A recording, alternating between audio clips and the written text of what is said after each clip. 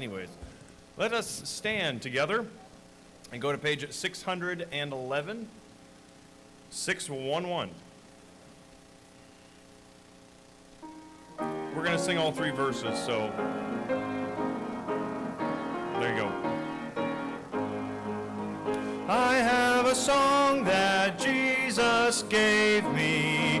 It was sent from heaven above. There never was a sweeter melody. 'Tis the melody of love.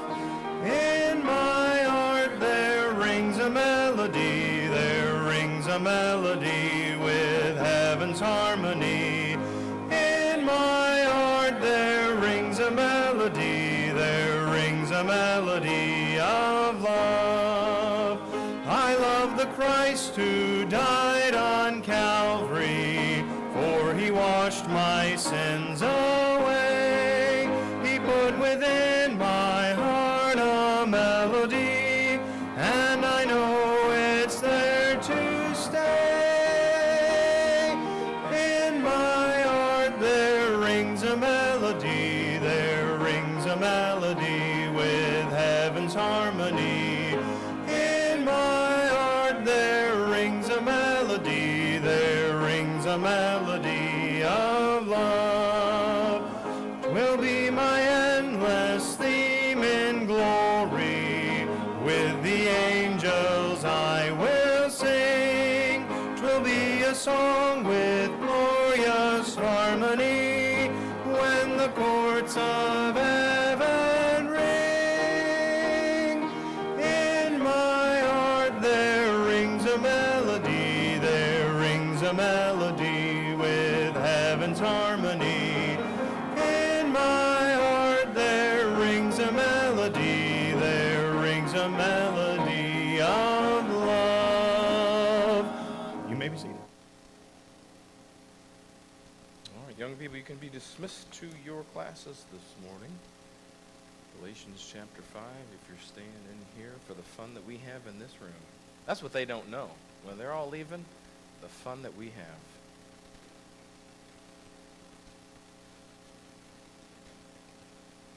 You guys were supposed to give me a little bit more than that. Thank you, thank you. My self-confidence just dipped. Did you see that? I don't even know if I can make it through the day.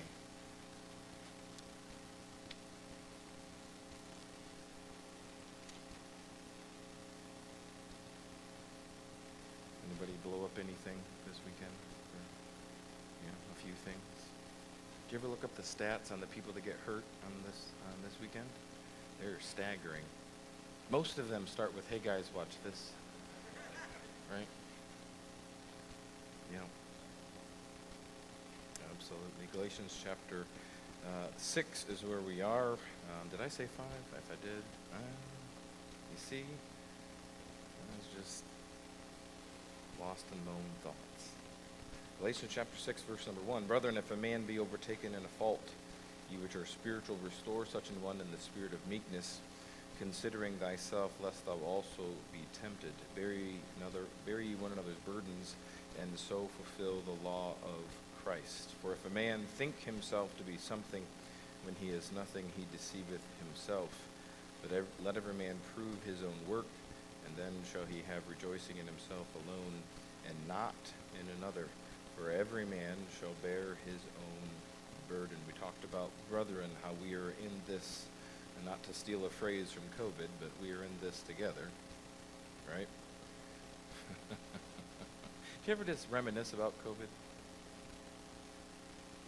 No, you don't? Oh, yeah, I do. It was fun because I worked throughout the entirety of COVID, and what was fantastic about it was the media made you think like people thought they were all going to die and they were all hidden away, and what I discovered was that they didn't think that at all. And what's weird is most people think like you think, and you're just told that they don't. I remember when we did the 6 weeks. We were gonna, was it slow the curve? Yeah, flatten the curve. That's what it was. Yeah, I knew slow the curve wasn't right, but that's all I had. And the first job I did in Maumee, went to the door and the lady put out her hand to shake my hand. She's like, "Good morning, it's good to have you this morning." And I thought, these are my people right here. Yeah, it's good stuff. Good stuff. So we're in this together. We talked about that. The first disciples that Jesus called were brothers, those four fishermen. Brethren is something that should be of mutual love and respect. There should be that commonality of, even if you have nothing else in common, you've got Jesus Christ in common. You understand that? In this room is a vast array of people from everywhere. You wouldn't know each other except for Jesus Christ. It's the only reason that you know each other. So he says, "Brethren, if a man be overtaken in a fault," and that's kind of where we stop with this verse. We get more concerned. I was talking to Anthony Rudolph last night about this. We're all independent Baptists except that we're not. We're more concerned about what somebody 6 states over is doing. There was something that happened, and I'm not a Facebook traveler, but I get told about stuff, and so then I have to go look at it, And so somebody had a worship service on a Friday night, and it was the typical stuff, like whatever, I don't, listen, whatever, you do what you want to do, I don't really care. And then, all of the other pastors that feel like it's their job are on Facebook roasting him for, having that service, and it looks just like every other service, and I'm just like, what does it even matter? I don't care what if someone's 2 buildings down, I don't care what they do. I'm not worried about it. We're more worried about what everyone else is doing, which is why we don't handle this verse correctly. When's the last time you were involved in restoration? We're good at burying people, right? I think the quietness tells a lot about it, doesn't it? Paul said, "Brethren, if a man be overtaken in a fault," which means it's going to happen. So then you have to go down at the end of the verse, "considering thyself."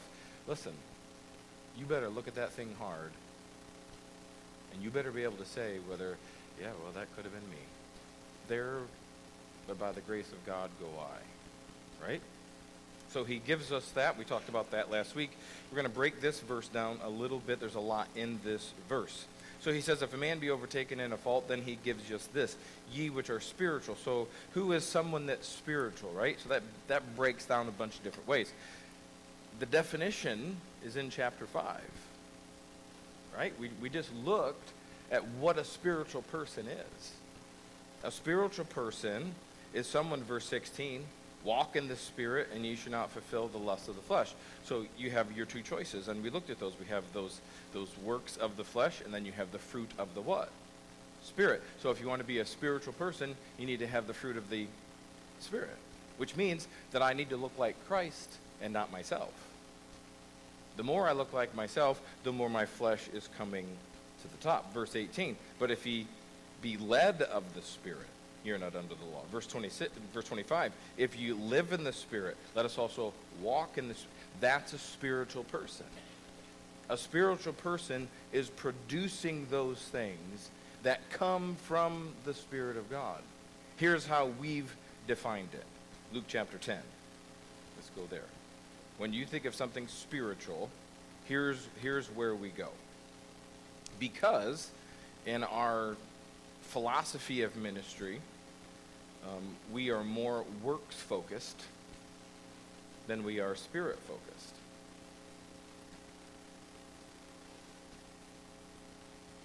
Say, how do you know? When you're talking to someone, do you ask them how their walk with the Lord is going, or do you ask them, did you go to church this week? Luke chapter 10. Verse 30. It's amazing because our Bible just calls us out on all this stuff. And Jesus himself does it so well. I could have made up a little fable, but why? We'll just go to Luke 10, verse 30. And Jesus answering said, a certain man went down from Jerusalem to Jericho and fell among thieves, which stripped him of his raiment and wounded him and departed, leaving him half dead. And by chance there came down a certain priest that way. When he saw him, he passed by on the other side. And likewise a Levite, when he was at the place, came and looked on him and passed by on the other side. But a certain Samaritan, as he journeyed, came where he was, and when he saw him, he had compassion on him, and went to him, and bound up his wounds, pouring in oil and wine, and set him on his own beast, and brought him to an inn, and took care of him. And on the morrow, when he had departed, he took out 2 pence, and gave them to the host, and said unto him, Take care of him. And whatsoever thou spendest more, when I come again, I will repay thee. There's your example of what a spiritual person is. You have 2 people that pass by first that we would look and say, there's spiritual people right there. When you're in the presence, and I even hated saying it this way, when you're in the presence of a pastor, don't you automatically think that's a spiritual person? Yeah. Why? Because we're programmed that way. What did Jesus just tell us? Well, first time, verse 31, there was a priest that passed by. But what did he exhibit? He didn't exhibit any fruit of the Spirit at all. There was no spiritual side of him. The second person that passed by was in that royal line, those Levites that fulfilled that role of that priesthood, that worked in the temple. They were the church, right? And what did he do? He just passed on by. Who's the third person? The third person in this story, for the context, is the scum of the earth. Right? He's the person that both the priest and the Levite wouldn't even spit on if he was on fire. And he's the one, verse 33, that has compassion. He has that love. But the fruit of the Spirit is love. A spiritual person is someone who exhibits those things that are within from the Holy Spirit of God himself. It doesn't matter how many times you've gone to church or how many pastors you know personally and all the other games we play, right? Because we play all those games. What matters is, what do other people see? What do they know about your life? What have you shown to someone else? Brethren, if a man be overtaken in a fault, ye which are what? Spiritual. Here's our issue. Most of the time, we're not spiritual, are we? Most of the time, those works of the flesh are up there leading, and we're not acting like the Samaritan. Oh, we're good church people. We're like the priest and the Levite. We're gonna judge and walk on by. He had compassion. Verse 34, you'll see gentleness, you'll see goodness, you'll see meekness. Verse 35, you see faith. All of those things are a fruit of the Spirit. All of those things are from someone who is spiritual. Ye which are spiritual. That doesn't mean that I don't miss a service. God's not keeping track, right? Because if he was, then he would have to line our stats up with those in China who are under the fear of death, and those in North Korea who are under the fear of death, and those in Iran and Iraq who are under the fear of death, that when they meet together, that could be the last time they breathe air. And so how do you feel like that stat adds up against your stat, right? Not very well. Well, those believers in Iraq, they only had church one time this month. Not very spiritual. The issue is that's not spirituality. That's a good action. It's a good work, and it will help you. And listen, when they do have the space and the time to do that, it helps them. It unifies them, right? That is the whole point. But it's not necessarily that which shows spiritual. How many hundreds of thousands, if not millions of people in America will go to church today? And what's the percentage of them that it's spiritual for them? And then how much of that is shown through the week? He says, ye which are spiritual, okay? So now he's meted out some people. Now there are different people that are going to act differently. So he says, ye which are spiritual, restore such an one in the spirit of meekness. Go to Ephesians chapter 4. Our job is not to judge them. Listen, when you do wrong, don't you already know it? You ever done something wrong that you were embarrassed about? and you prayed to God, no one found out? I won't make you raise your hand because that'd be all of us. Right? Yeah. That's what we're talking about. Once again, let's do some clarity. We're not talking about things, generally speaking, that the police are involved. Right? That's a whole nother category of stuff. Right? If one of you decides to be a mass murderer this week, we're not going to restore you in the spirit of meekness, right? Like, you've made your choice. We're not talking, he said faults, right? Which you and I have. Ephesians 4, verse 1. I, therefore, the prisoner of the Lord, beseech you, that you walk worthy of the vocation wherewith ye are called, with all lowliness and meekness, with long-suffering, forbearing one another in love, endeavoring to keep the unity of the Spirit in the bond of peace. There is one body and one Spirit, even as ye are called in one hope of your calling. That's the spirit of meekness, comes from the Spirit of God. I'm supposed to restore according to the works of the Spirit. That fruit that comes out of him. That restoration process doesn't happen on the outside. It comes from the inside. Which I think is why we're not very good at it. My job is to restore someone based on what? Verse 2, lowliness, meekness, long-suffering, forbearing one another in love. And what does all of that do? Verse 3, endeavoring to keep the unity of the what? The Spirit. I've said it before, I'll say it again. I'm never going to bring unity in this building.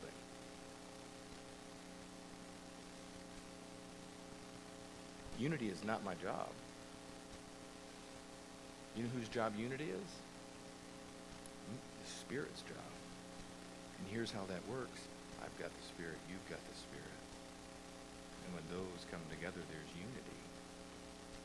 But when I walk in my flesh and you walk in the Spirit, what do we have? We've got conflict, don't we?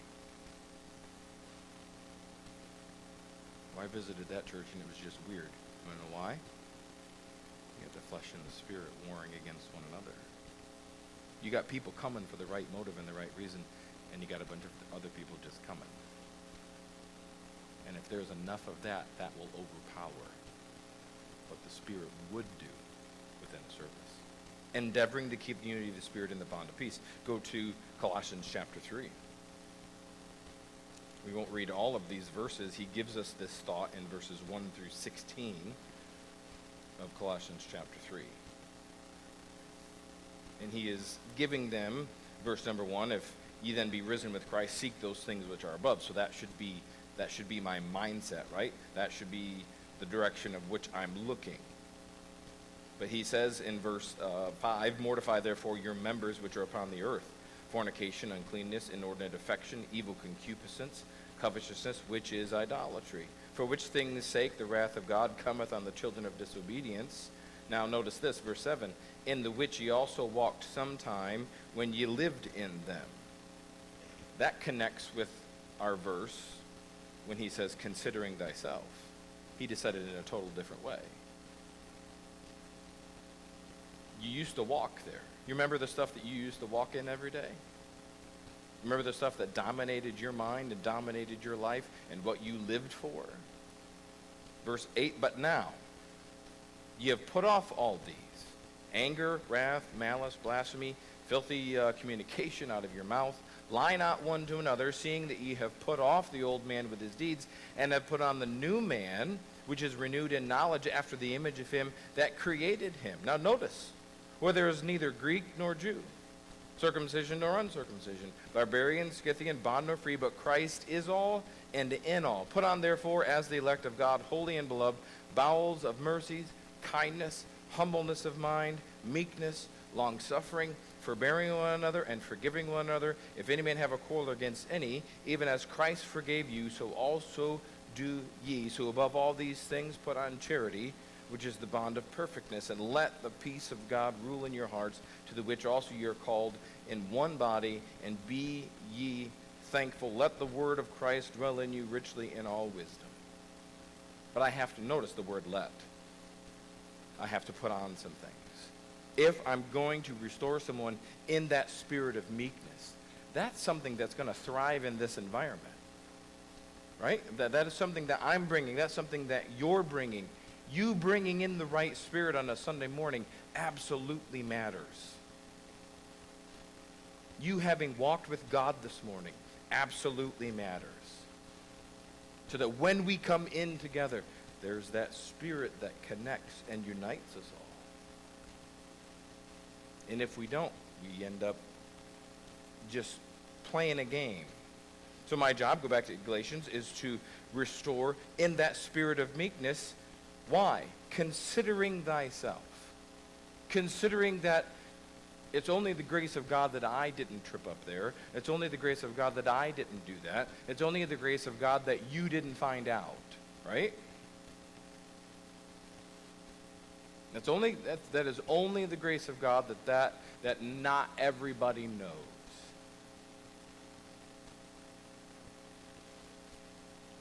Go to Proverbs chapter 24. I need to consider who I am. I need to consider what I'm capable of.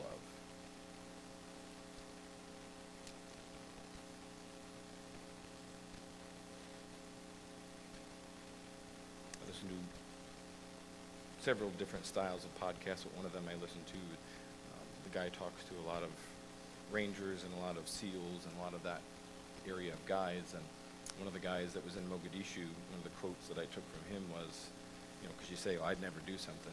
And his quote was this: the first time a 15-year-old comes around the corner with an AK-47, you don't pull the trigger, but the second time you do. So I'd never do that. You'd never do that because you're never there. And it's really easy to say, I wouldn't have been involved. No, you weren't there. You don't know. So Paul says, hey, you need to restore that person. Why? For the fault that's in their life. And hey, you need to consider yourself. Proverbs 24, verse 16. For a just man falleth what? What kind of a man? A just man. You could say a spiritual man, right? You're going to mess up. For a just man falleth 7 times, but what does he do? And rises up again. But the wicked shall fall into mischief. So eventually you'll see a difference, correct? If someone's playing a game, let them play their game, and God will end up showing the whole thing, right? We won't have to figure it out. It will figure itself out. Rejoice not when thine enemy falleth, and let not thine heart be glad when he stumbleth, lest the Lord see it, and it displease him, and he turn away his wrath from him. I wonder why God didn't do anything about that. I wonder if there were a bunch of people that were looking at it the wrong way. Because vengeance is mine, saith the Lord, I will repay. It's not my job to decide what happens to you because you've walked away from the Lord and you're doing your own thing. That's your choice. You will reap the rewards of that life, whatever that may be. And a lot of times from the pulpit, big statements are made. If you stop coming to church, God will curse your children. Prove it. It is not there. That is just foolishness. To think that I'm going to stand here and tell you how God's going to react. That's just silly. So the warning is this: let not thine heart be glad when he stumbleth, lest the Lord see it and it displease him, and he turn away his wrath from him. He said, well, you mean, then God let them get away with it. Well, your attitude wasn't right either, was it? So who's more wrong?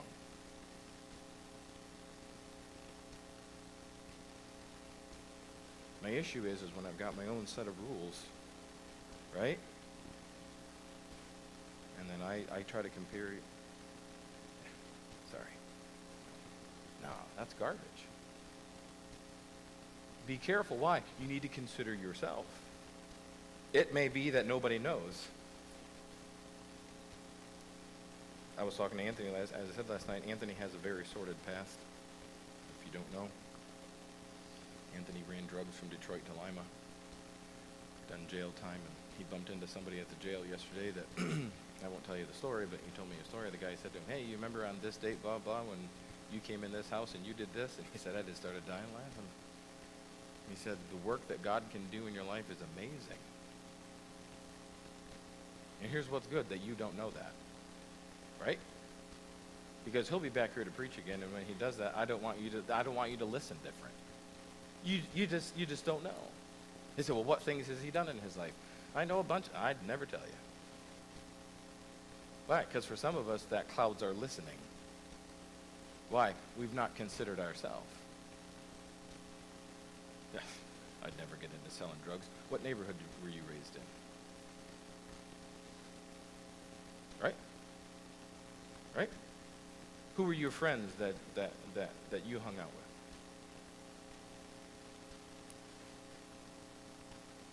with? Once again, it's really easy to say what I won't do and what I wouldn't do if I'm never there. Super easy.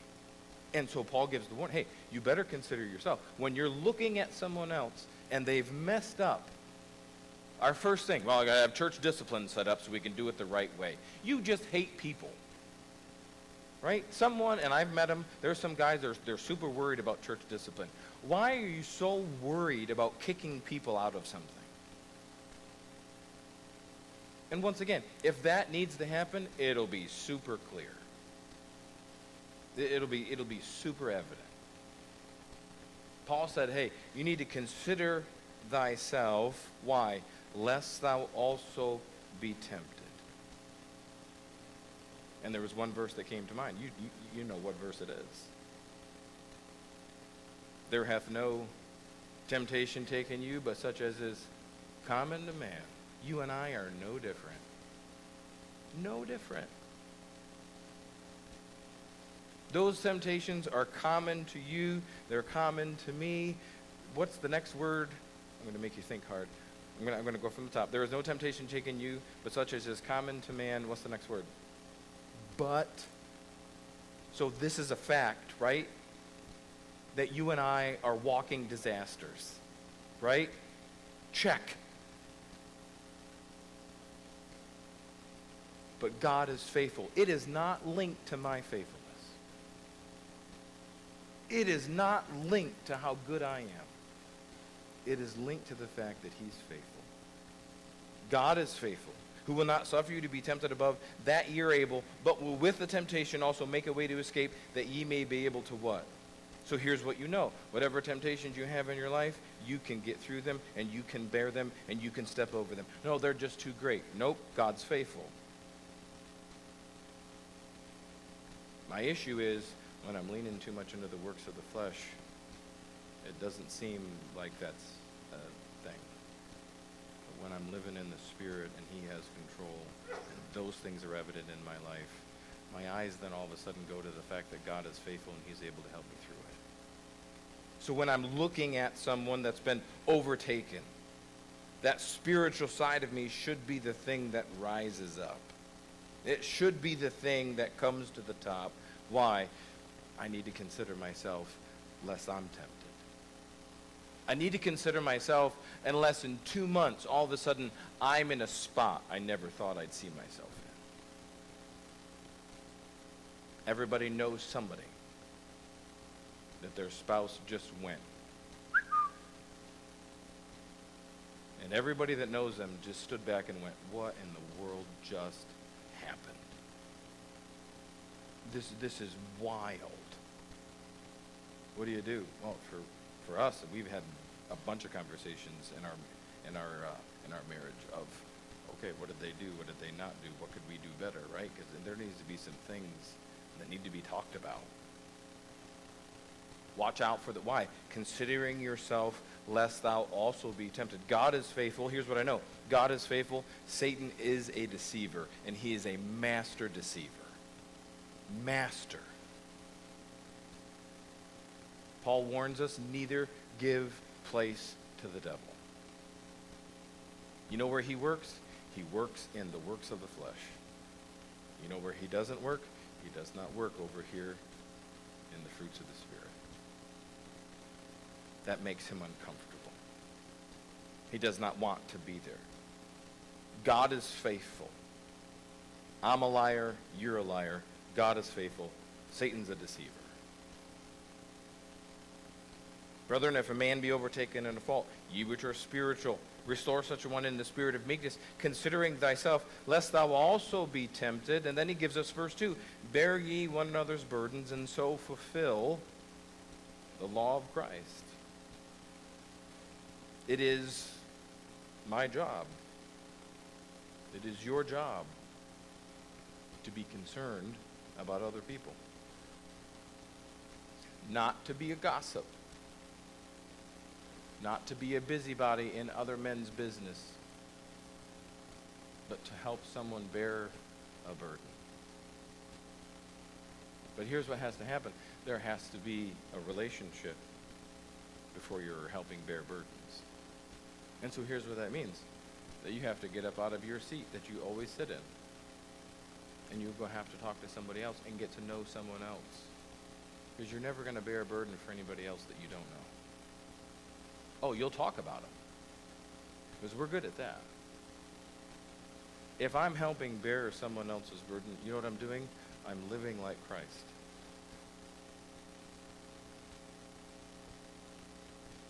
My job is to, let's go to Romans 15. My job is to help you through tough areas of your life. I've got a prayer request from a pastor friend this morning. Got something coming up this week. What's my job? Help bear that burden. Am I going to fix it? No. Am I going to make it better? No. But my job is just to help. Romans 15, verse 1. We then that are strong ought to bear the infirmities of the weak and not to please ourselves. Let every one of us please his neighbor for his good to edification. For even Christ pleased not himself. But as it is written, the reproaches of them that reproach thee fell on me. Christ set himself aside so that he could bear your burden. That's the picture. So Paul says, hey, bear ye one another's burdens, and so ye fulfill the law of Christ. That's the way Christ lived. His earthly ministry was just him bearing other people's burdens, yes? He went around doing good. His whole ministry was to lift someone else up. His whole ministry was go and sin no more. That's what he was all about. That's what he's still about. We then that are strong ought to bear the infirmities of the weak, and not to please ourselves. If I'm pleasing myself, I'm in the works of the flesh. If I'm focused on me, I'm in the works of the flesh. And that's what our younger crowd struggles with right now. Their whole, we'll talk about them since they're not in here. Well, one of you's in here. I see you sitting there. Just ignore what I'm about to say, and don't tell your sisters later. Okay? This is top secret. Here's what their struggle is. Their society, their generation is all about them. All about them. How do I make me feel better today? You need to have me time. What in the world does that even mean? Me time. If I have me time, you know what I'm doing, Ray? I'm sleeping. Right? If it's quiet long enough, I'm gone. I'm just out. That's the best me time I ever have. Don't you ever just take time for yourself? I don't know what that is. What are we doing? But that's what, and so here's what their struggle is. Their struggle is, and listen, don't blame them for that. They've not come up with that. Just as you, children of the 60s and the 70s, didn't come up with your stuff. Right? But it's super easy to sit back in our recliners and point the finger, oh, these young kids today, I tell you what they don't. Oh, stop. Let's go back and pull out the long-haired pictures and look at all of them. Right? Come on, I know they're there. Their struggle, their fight, and listen, it's in my house. I have 4 of them. Their struggle is, the same struggle you had, making this real. And until the moments they make this real, they're going to lean towards the works of the flesh, and towards the world, who, by the way, is in their eyes and in their ears more than ever before.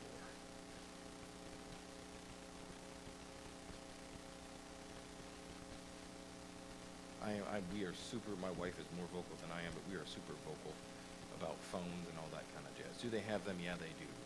But when I want them shut off, they get shut off. Oh, they may be 21 now and almost 19, but I don't care. You're living in my house, it's my rules. If you think you can do better, good luck to you. Here's what I know, you can't afford it. You can't afford it at all. So guess what? You're stuck. And so while they're stuck, I want to help them. Why? They're just stuck in their society. And they need to listen. What are they? They're just a little weak right now. They're the simple ones that Solomon talks about. And it's not their fault. They've just not lived enough life to see it. Let's rewind. How many years you guys been married? 20. Let's rewind to year number 2. I don't even need to say anything more than that. Why? The stuff that you thought and the stuff that you did and the declarations that you made, you look back and laugh now. Why? You lived some life. You've watched God do some things. They've not seen it. That's the only difference between a 60-year-old and a 20-year-old is one of them has seen God do some stuff, and the other one hasn't. But here's what I want. I want them to start putting this into their life. They need to see that this is alive and this works. Otherwise, they're going to fall into the trap of it's all about you, and they're going to blow up marriage number 1 and marriage number 2. Why? Because that's what their whole generation is about. It's me, me, me, me, me. What is that? It's just weakness.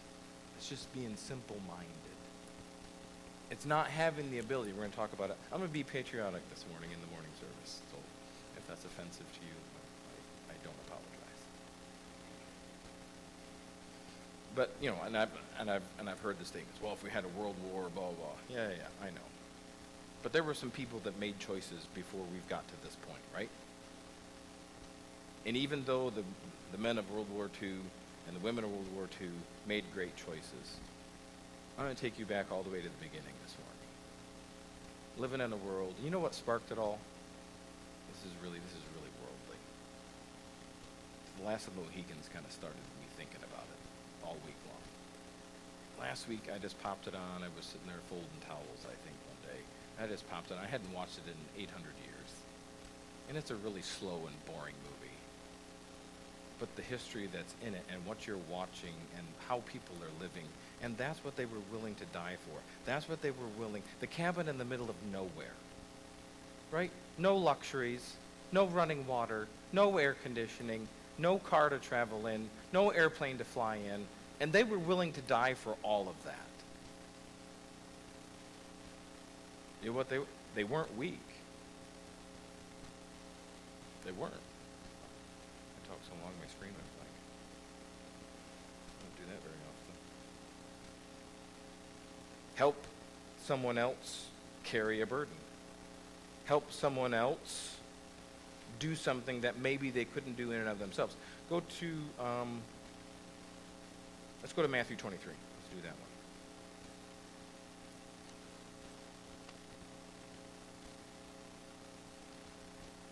Jesus points out some burdens that if we're not careful, when we come together, we give each other these things. Matthew 23, look at verse 1. Then spake Jesus to the multitude and to his disciples, saying, The scribes and the Pharisees sit in Moses' seat. All therefore, whatsoever they bid you observe, that observe and do, but do not ye after their what? Works. For they say, and do not. For they bind heavy burdens, and grievous to be borne, and lay them on men's shoulders, but they themselves will not move them with one of their fingers, but all their works they do for to be seen of men. They make broad their phylacteries and enlarge the borders of their garments, and love the uppermost rooms at the feast, and the chief seats in the synagogues, and the greetings in the market, to be called of men, Rabbi, Rabbi. You know what religion will do to you? Religion will give you burdens. You shouldn't come to church and feel heavier when you leave. You shouldn't come to church and leave burdened. This is the exact opposite of what we should be doing. And Jesus said, hey, be careful of those people that say, but they don't do. Be careful of those people who are more concerned with what everyone else thinks and all of their secret handshakes and all the weirdness that goes on with it. And hey, what is it? It's a burden, and religion will give you a burden. And Paul said this, hey, bear you one another's burdens. But that shouldn't be the burden. If I bring a burden in this morning, I should be able to leave it with Jesus Christ. Someone else that's here should help me carry that burden. I should be helped lift that burden off someone else. But I shouldn't come in here and just be given burdens. That's the opposite effect. And Jesus said, hey, when you come together, the scribes and the Pharisees, they're giving you burdens. Paul's saying the opposite. Hey, lift up one another's burdens. When you come together, be a help to somebody else. Verse 3, for if a man think himself to be something when he is nothing, he deceiveth himself. So we'll pick up here next week. Know your boundaries and limitations. Know who you are. It may take a little bit for you to figure that out in your life. But you need to know who you are. You need to know what you're about. Pride is the certain killer of men and reputation. And if I'm not careful, that will be the thing that rises above. I'm deceiving myself. I'm not bearing other people's burdens. I come into church just to judge people and just to point out people, and that's the wrong reason to be together. Remember, his major issue with this church is they're pushing the law. The law. The law. What were they doing? They were dumping on burdens. Who in the Old Testament fulfilled the law? It's a super easy answer. No one. Who's the only person ever fulfilled the law? Jesus Christ. So Paul said, hey, you guys are coming together and you're making yourselves worse. Same thing that the church at Corinth had. They had a bunch of other issues going on. You're coming together for the worse.